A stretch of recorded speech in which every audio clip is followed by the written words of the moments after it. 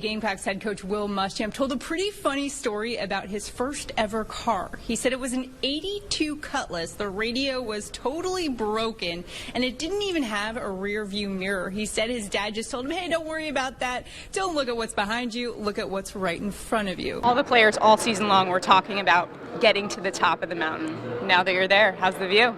Hey, the view is wonderful right now. Talk about toughness. Texans quarterback Deshaun Watson's been playing with a partially collapsed lung and bruised ribs. The team was so concerned with how air pressure from flying could affect his lungs that they sent their starting quarterback on a 12-hour bus ride to Jacksonville. Coach, facing Alabama for the 4th time in the college football playoffs, what makes this time different?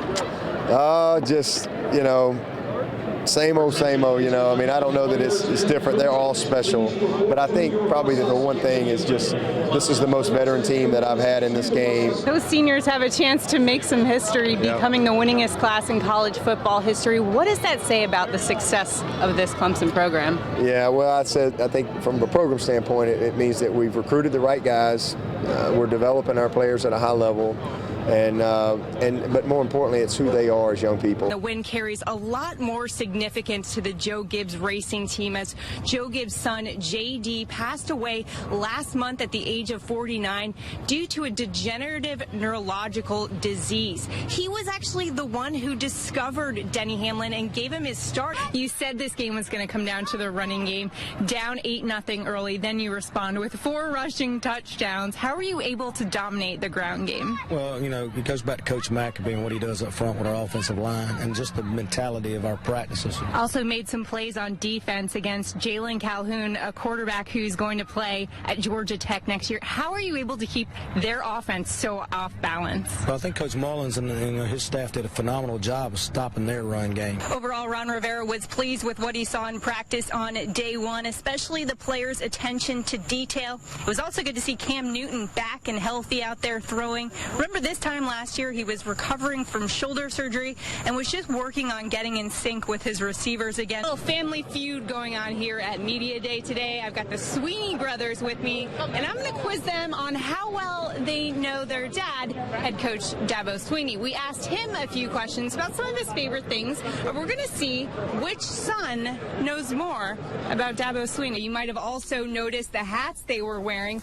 Get this. This was actually a gift from head coach Monty Lee, head coach of the Tigers baseball team. On the back of their hats, they have a paw with Omaha in it. Of course, the College World Series is played in Omaha, but it's the basketball team who's going to be headed there first. You come in the 9th inning, a perfect inning, and the guy you strike out is an NL All-Star as your first batter. How are you able to maintain that kind of composure in that situation? Yeah, I mean, it was tough. USC Upstate was the only school that would take you, and now you're coming out of the pen for the NL East leading Braves. How gratifying is that feeling? It's unbelievable. I give all the credit to Grant Rembert. He recruited me there. Sean Newcomb getting the nod for Atlanta. Hadn't given up a home run since April, but in the bottom of the 3rd, Logan Forsythe takes him deep to left for the solo home run. Dodgers up 1-0 later in the inning. Bases loaded, 1 out. Matt Kemp, the former Brave, knocks one into shallow center. Dodgers up 2-0. The Tigers put together a second-half rally fueled by junior guard Marquise Reed. Hits the pull-up jumper. Tigers down by 4. Then later in the second, Clemson down by 2. Senior guard Gabe DeVoe buries the corner 3 to put the Tigers up by 1. The most frequently asked question posed to Dabo Sweeney this fall won't have a definitive answer for the media this week. That question, who will be the starting quarterback in the Tigers season opener a week from Saturday?